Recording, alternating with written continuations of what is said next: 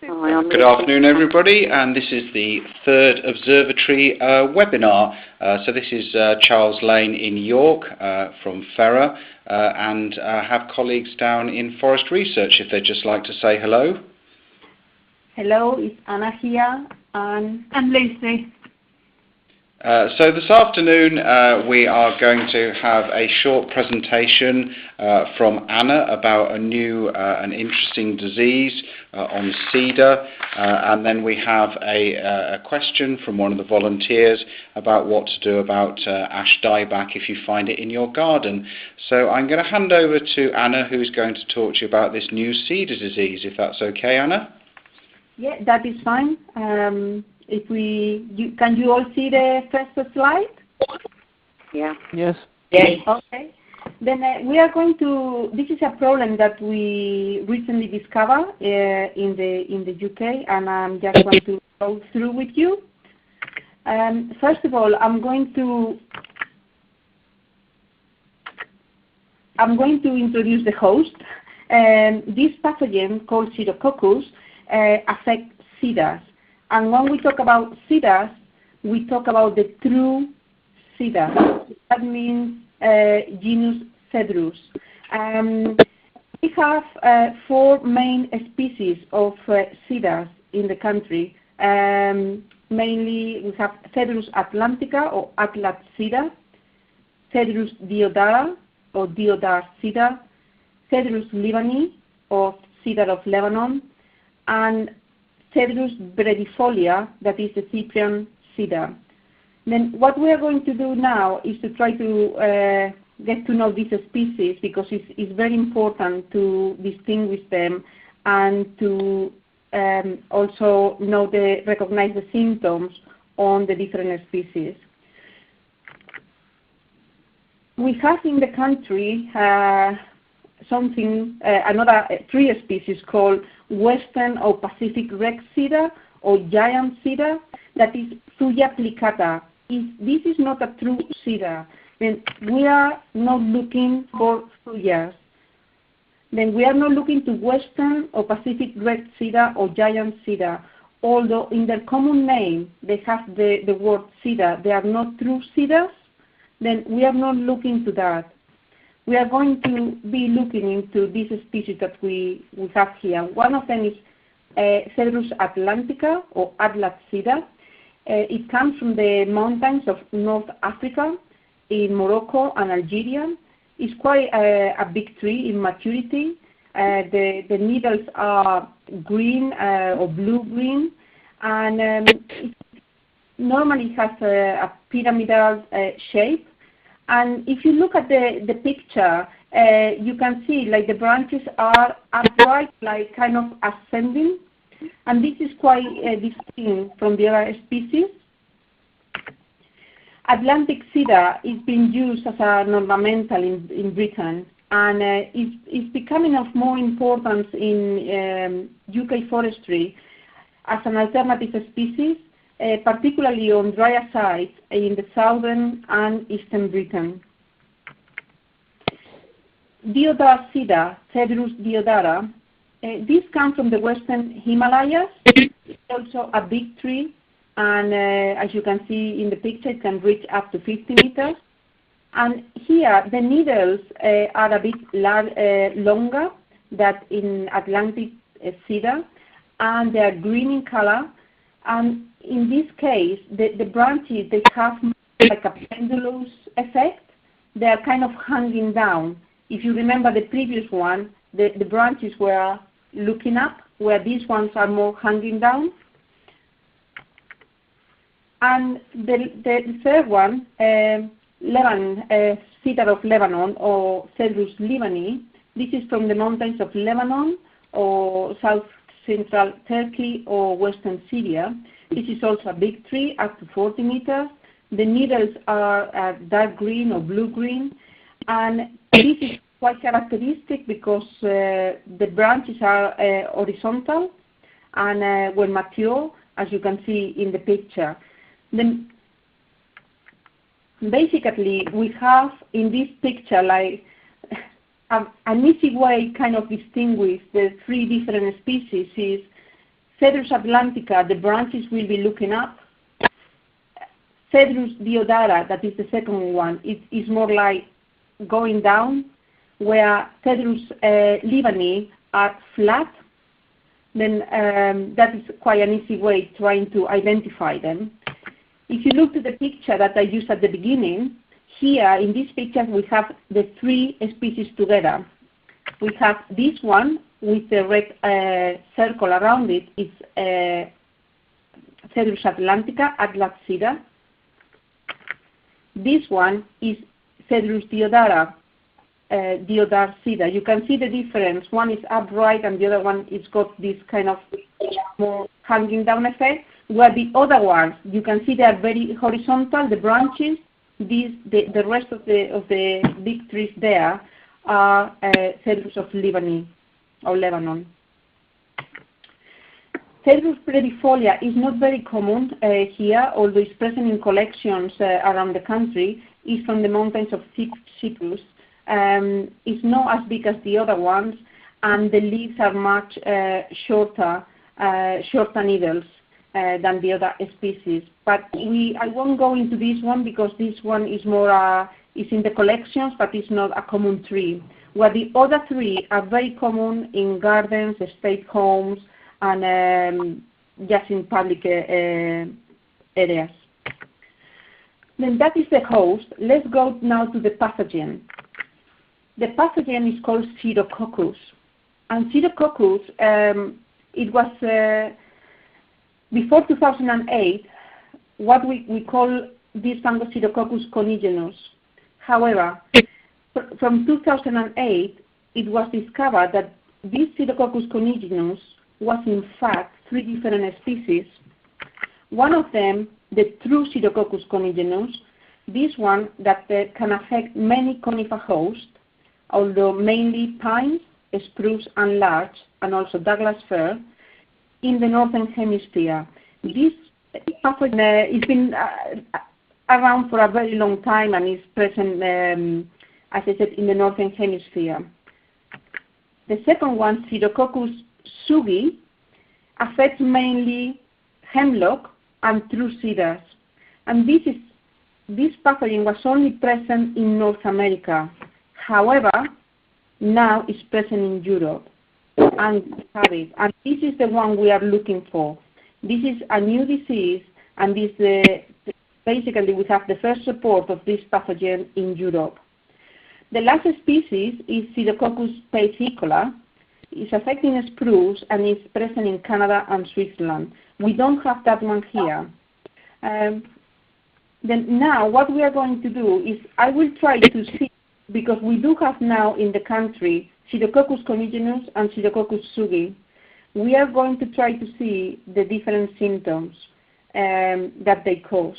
Sirococcus conigenus, we are finding it mainly on cedar of Lebanon, where Sirococcus tsugae, we are finding it mainly in Atlantic cedar. Then let's see the symptoms of Sirococcus conigenus. As I said, this one is mainly on Mbani, Cedrus Mbani. It's a shoot blight. As you can see in the pictures here, you have the shoots are dying back and the shoots are curving, as you can see in the pictures, and you see the browning of the foliage or the bare shoots. Here you have again the typical symptoms. Even on these pictures, if you have a close look to the needles, you see like black dots that actually they are the fruiting bodies of this pathogen of Sirococcus. These are more common symptoms of Sirococcus conigenus, shoot blight. You can see it's only the tips of the trees that they are affected. I didn't actually see the black dots you're talking about. Sorry?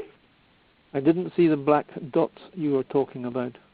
Okay, I have a close-up picture later on. Maybe you can have a look to those. Because you will have this presentation, maybe you can have a look also later. But it's a picture later on, as I said, where you can see them clearly.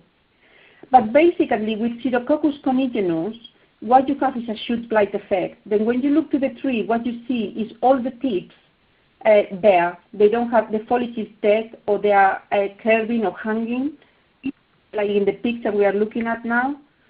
This is it on, you can see on this one, this was really badly affected, and you can see how many shoot tips are affected by this fungus.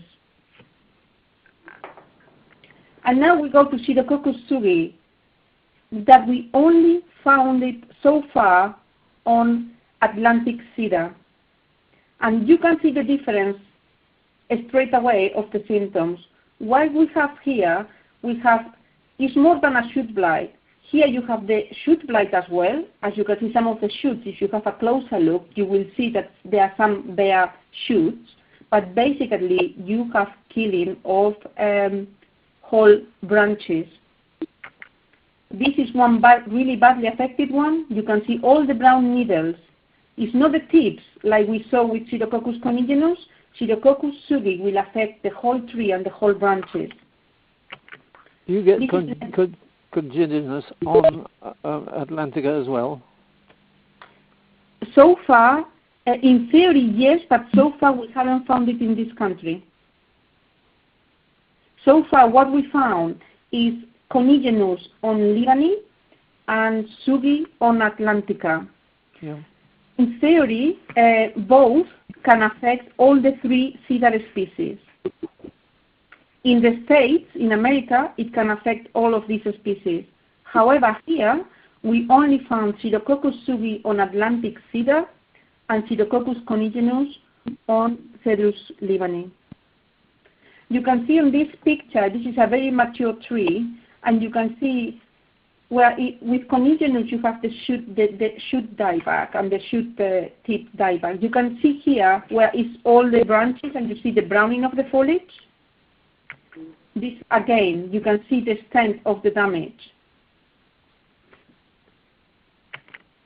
This is again the damage. You can see how extent it is in comparison to conigenus. Not only that, we have recently reported some trees, some Atlantic cedar, Atlas cedar, dying, like the one you can see in the picture here. And also what we found on these trees were cankers on the branches. The cankers, as you can see in the picture just appear, they are kind of very discreet.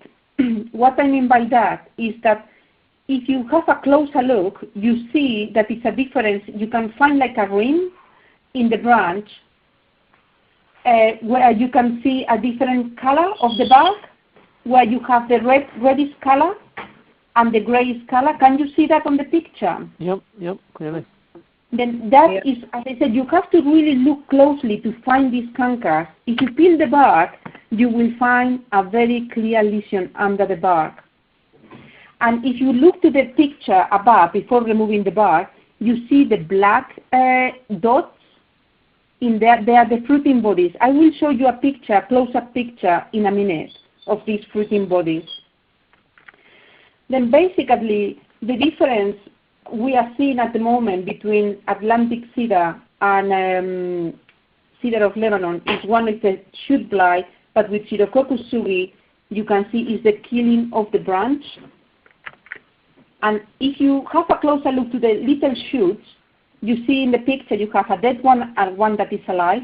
Basically, the fungus comes through the needles, through the shoot, and it comes down. You can see a little brown lesion on the shoot. The one is dead. That will come down to the branch, and if you see in the picture next to it, you see the brown lesion when you peel the bark, and will come and kill the branch.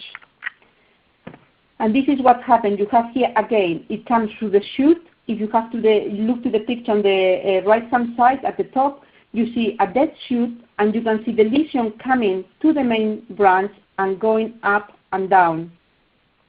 This will cause the cankers, and you can see the killing of the bark. If you see in the cross section in the picture on the right-hand side on the bottom part, you will see it's killing the bark. And these are the cankers that we can see. And if it circles the branch, it will strangle the branch and will kill it. We have some trees with big cankers. This is another one. I did peel the bark, and you can see the lesion under the bark. But here you can see the fruiting bodies on the bark where it hasn't been removed. The black dots are the fruiting bodies. This is one of the cedars that was killed by Sirococcus. And here, although it's a bit difficult to see the canker, I hope you can see the lesion. If you see the difference on you can see the rim, and also I just highlighted here on red. When you peel the bark, you can see all the brown stain lesions there. This is a close-up of the bark, and these black dots that we saw earlier on, this is a close-up, and all of these are the pycnidia of Sirococcus. And if for us, when we receive the samples, we can identify it straight away just by looking to these fruiting bodies under the microscope. What I found as well is when you peel the bark, you find sometimes these resin pockets. Then when you find the lesions, you may find also like little pockets where resin accumulates, like the ones you have on the picture on the right-hand side. This is again a close-up of the fruiting bodies on the cankers, on the branches or the stem, a close-up. And also here you have it on the needles. As I said earlier, you see these black dots, and these black dots are the fruit bodies of the fungus. Normally you will see the fruiting bodies during the winter months and towards the spring. The new spores, they will be produced and they will infect the new shoots, causing the infection. Okay, then this is the situation at the moment in England, in Great Britain. We have Sirococcus tsugae, we have detected in England, in Scotland and Wales so far. We found it on Cedrus atlantica are the yellow dots, you can see in the map here. They are mainly around the Midlands and also in Wales. We have one sporadic case in the south, and we have one in the north as well. Then I haven't put in the map the cases of Sirococcus conigenus, but I can tell you that one around the Midlands and one is in Stowe Park. That is, I think, Cambridge. Stowe Park. I cannot remember the county, but I think it's Cambridge. We had another case of conigenus on Cedrus Mbani. We also found Sirococcus tsugae on hemlock, Tsugae heterophylla and Tsugae mersensiana. We had one case in Scotland and one in the southwest of England as well. But this talk is just mainly about the cedars, and we are very interested on the cases on cedars.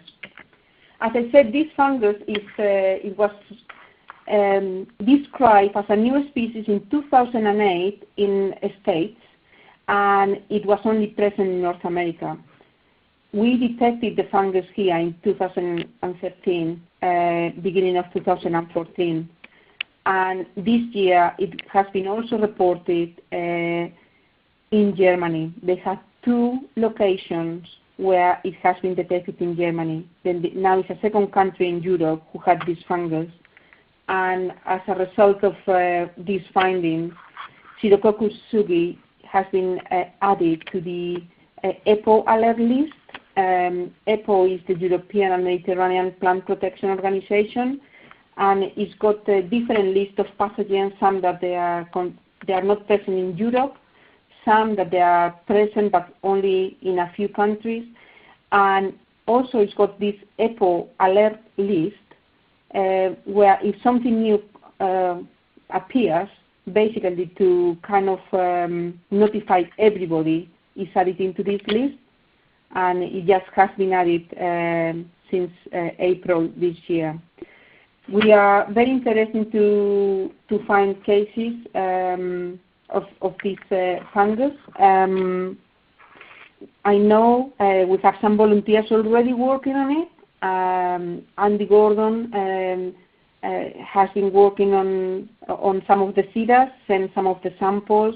There were Sirococcus conigenus on Cedrus Mbani, and I think now he's looking to some Cedrus atlantica, that I think some samples will be coming our way very soon.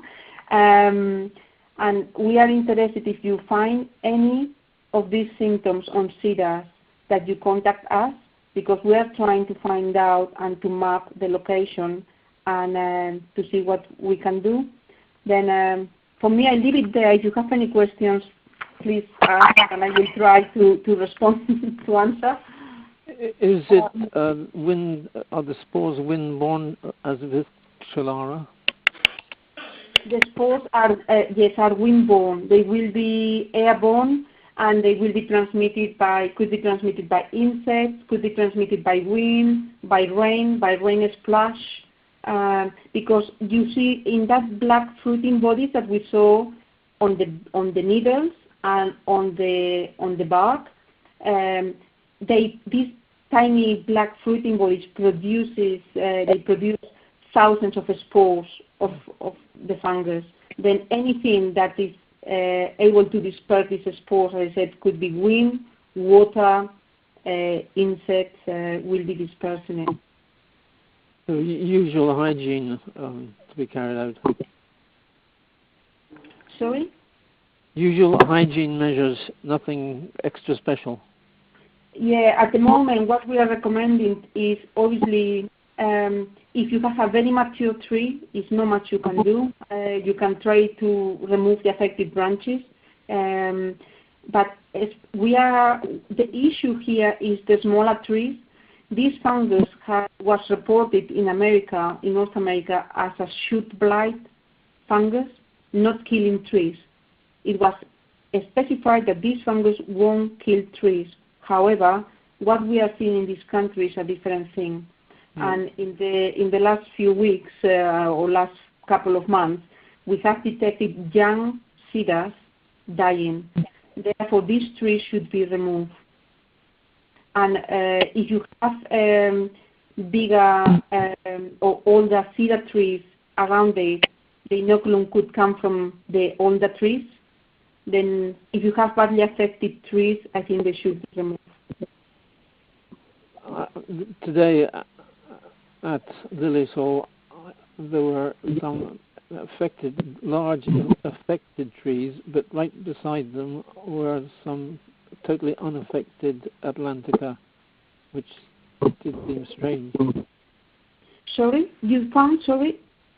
So today at Lilies Hall, there were two large trees over 3 meters in girth, which seemed to have had the symptoms and seemed to have the disease. But right next door, 10 meters away, are trees absolutely perfect in health. That's perfect. I mean, we have this sometimes with many diseases, and some trees we have to be aware that it's not only the pathogen playing a role here, it's also the host, and the genetic of the host could be different as well. Yeah. And one thing that is reported with this fungus in North America is the defoliation of the trees. They didn't report any tree death.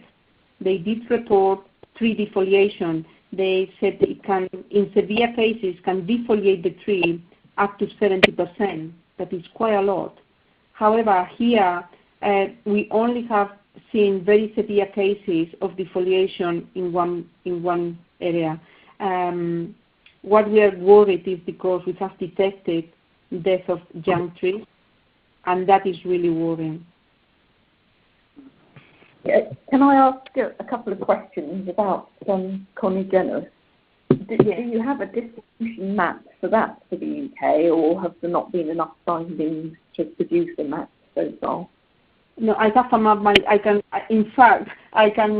upload it straight away because I have a map. I can do it through the forum. I can send you the map. It's no problem. Or where we found it. I can tell you the locations if you want now. We found it on a Stowe Park, and the other one is in Nottingham Park. Okay. These are the two locations where we found cedar of Lebanon affected by conigenus. Okay, and then the other question was that you said that the sort of easy difference between them is that with conigenus it's the tips that die back, whereas in tsugae its whole branches will die. Does conigenus never spread to the whole branch?